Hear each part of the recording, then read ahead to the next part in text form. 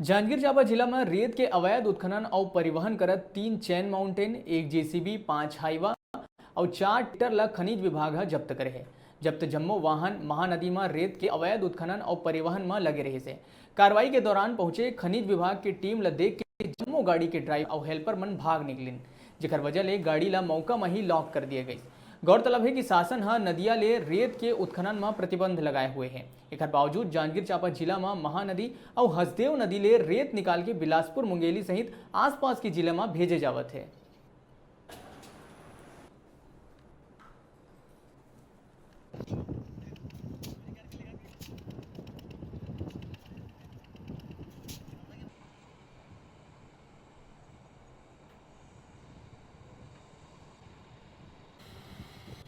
जिला जांजगीर चांपा के शिवरी नारायण क्षेत्र में शिकायत मिली थी कि रेत का अवैध उत्खनन परिवहन हो रहा है।